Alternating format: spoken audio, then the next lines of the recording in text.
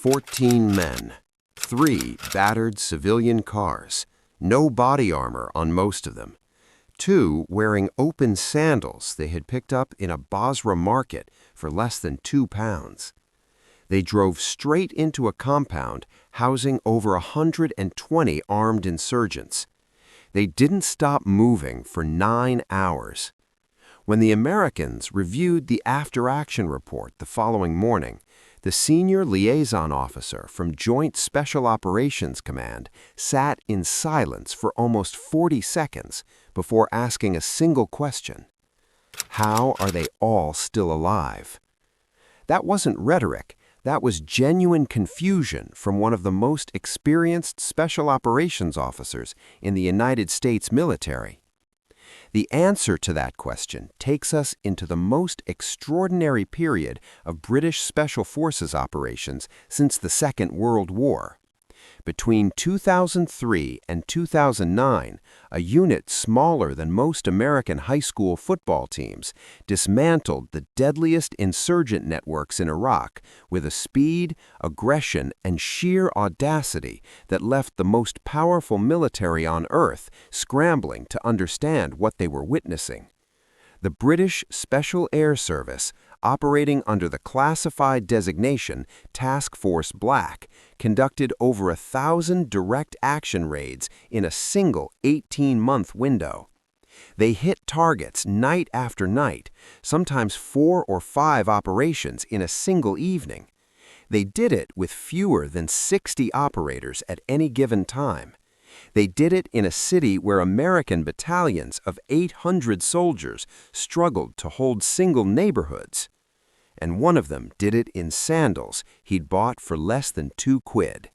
To understand how 14 men in open sandals ended up rewriting the rules of urban counterinsurgency, you have to understand what Baghdad looked like in 2005.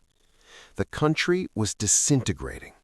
The insurgency wasn't a single enemy, it was a hydra. Al-Qaeda in Iraq, led by Abu Musab al-Zarqawi, was conducting a campaign of spectacular violence designed to trigger a sectarian civil war. Shia militias, backed by Iranian Revolutionary Guard Corps operatives, were retaliating with death squads. Criminal gangs exploited the chaos, and threading through all of it were the remnants of Saddam Hussein's intelligence apparatus, Ba'athist officers who understood tradecraft, counter-surveillance, and exactly how to build networks that Western intelligence couldn't penetrate. Baghdad in 2005 was recording over 1,000 violent deaths per month. Improvised explosive devices were detonating at a rate of roughly 80 per week. Coalition forces were losing soldiers almost daily.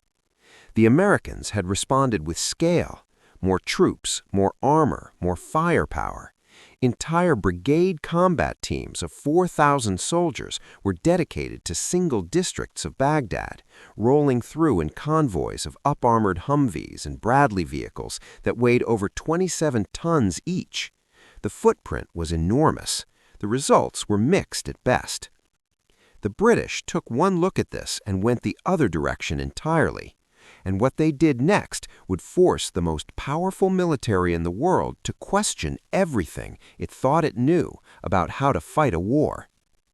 The SAS contingent in Iraq numbered between 40 and 60 operational personnel. Their base was a compound in Baghdad that the Americans found almost comically austere. Where U.S. Special Operations teams had dedicated dining facilities, recreation rooms, and air-conditioned planning centers, the SAS compound looked like a stripped-down forward operating base from a much smaller war. Equipment was sparse. Vehicles were civilian, battered Toyotas and Mitsubishi Pajeros that blended seamlessly into Baghdad traffic. No convoy procedures, no mine-resistant vehicles, no electronic countermeasure suites, just 4 men in a car, weapons concealed, driving into neighborhoods where the sight of a military vehicle would have sent every target running. This was not recklessness. This was doctrine. The philosophy was simple. In a city of 7 million people, the most dangerous thing you can be is visible. Every armored convoy announced itself to every insurgent spotter within a kilometer. Every helicopter overhead told the enemy exactly where to avoid. The Americans' technological superiority had become a liability in the warren of Baghdad's alleyways. The SAS flipped the equation. They became invisible. Operators grew beards. Some wore local clothing, dish dashes over concealed plate carriers, sandals instead of combat boots. Multiple accounts from American liaison officers confirmed that SAS operators were observed conducting pre-assault reconnaissance in local footwear, sitting in tea shops within 200 meters of target buildings, watching, counting, mapping entry points, while the people around them had no idea the most dangerous soldiers in the city were sipping chai at the next table. One Delta Force operator described watching a 4-man SAS team prepare for a raid. They looked like they were going to a barbecue. Shorts, sandals, t-shirts, pistols tucked in their waistbands. We were kitting up with 60 pounds of body armor and night vision. They just walked out the door. I thought they were going to get killed. They came back 3 hours later with 4 detainees and a hard drive full of intelligence that took 2 weeks to exploit. But nothing prepared the Americans for what happened next. The planning cycle was extraordinarily compressed. Where American special operations teams might take 24 to 72 hours to plan a deliberate raid, the SAS were frequently launching within 3 to 4 hours of receiving actionable intelligence, in some cases under 90 minutes. This speed was the decisive advantage. Insurgents moved constantly. The SAS moved faster. A typical operation began after dark. 4 to 8 operators in 2 civilian vehicles driving through Baghdad traffic. No sirens, no convoy, just 2 cars threading through the city like any other traffic. The teams would drive to within 200 to 400 meters of the target, dismount, and move on foot. In a city where the sound of military boots on concrete after midnight meant only one thing, this required extraordinary nerve. Entry was explosive and instantaneous. Frame charges on the door, flashbang grenades through the breach, 4 men into the building before the dust settled. And then, one night in late 2006, the method was put to its ultimate test. One operation in late 2006 illustrates the methodology with brutal clarity. Intelligence identified a senior al-Qaeda in Iraq logistics coordinator operating from a residential compound in southwest Baghdad. Multiple buildings within a walled perimeter. Estimated 12 to 15 occupants, at least 8 assessed as armed combatants. The target himself was known to wear a suicide vest and had standing orders to detonate rather than be captured. Surveillance confirmed the target was present. The clock started. The assault team was 8 men, 2 4-man teams. They drove to the area in 2 vehicles, a white Toyota sedan and a gray Mitsubishi pickup, both so common on Baghdad streets as to be essentially invisible. They parked 300 meters from the compound, dismounted, and moved on foot. The streets were empty. It was approximately 1:30 a.m. The temperature was still over 30 degrees even at that hour, the residual heat of a Baghdad summer radiating off concrete walls. At a synchronized mark, both teams breached simultaneously. The main gate was blown with a strip charge. A side wall was scaled with a collapsible aluminum ladder. 8 men poured into the compound from 2 directions. First contact came within 4 seconds. An armed sentry raised an AK-47 variant. He was shot twice in the chest at approximately 11 meters by the point man of the first team. The team flowed past his falling body without breaking stride. Building 1 was cleared in under 90 seconds. 3 combatants engaged, 2 women and 4 children found in a back room unharmed, secured by the rear pair of the team. Building 2 was the crisis point. As the entry team stacked on the door, a burst of automatic fire came through the thin plasterboard wall from inside, missing the lead operator by what he later estimated as less than 30 centimeters. The team adjusted instantly, breaching the wall itself with a mousehole charge that blew a man-sized opening through the plaster and concrete block. They entered through the dust cloud, visibility near zero, firing at muzzle flashes in the darkness. The target was found in a back bedroom, alive, his suicide vest partially armed. An SAS operator tackled him physically, pinning his hands away from the detonation switch, while the second operator cut the wires with trauma shears carried specifically for this purpose. The entire compound was secured in under 4 minutes.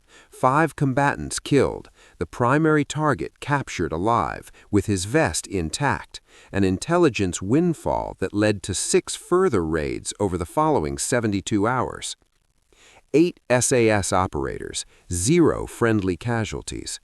3 of the operators were wearing trainers. 1 was wearing the sandals he'd bought in a Basra market. When the Americans reviewed the after-action report, one number stopped the room cold.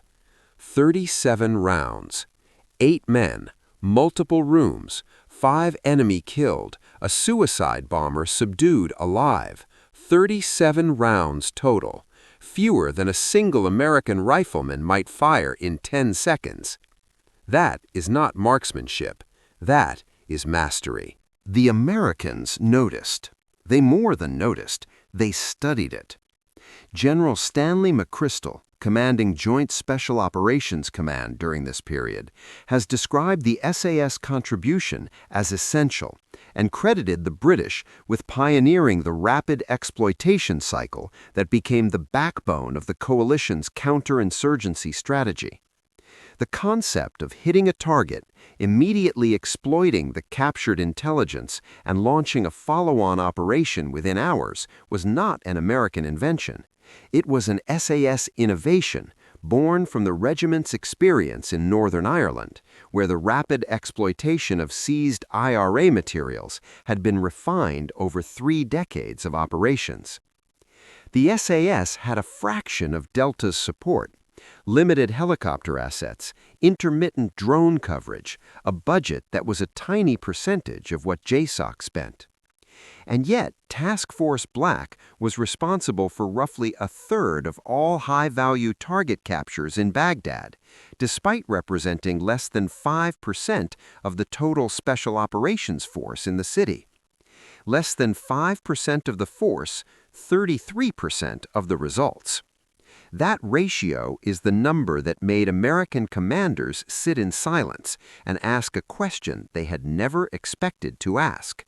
What exactly were the British doing differently? 4 men, no air support on call, no quick reaction force standing by, no request for guidance from a tactical operations center. Just 4 men at a door with everything they needed already in their hands and their heads. When things went wrong, and things always go wrong, they adapted, instantly, without asking permission. The sandals weren't a fashion statement, they were a tactical decision. In certain neighborhoods of Baghdad, the sound of military boots on pavement at 2 in the morning was a death sentence for surprise. Soft-soled footwear on concrete is nearly silent. The SAS chose their footwear the same way they chose everything else, based on what would give them the greatest advantage in the specific environment they were operating in. It cost them in protection. There is no pretending otherwise. Operators in sandals and T-shirts had no blast protection against IEDs, no ballistic protection against gunfire, no ankle support for the dynamic movement that close-quarter battle demands.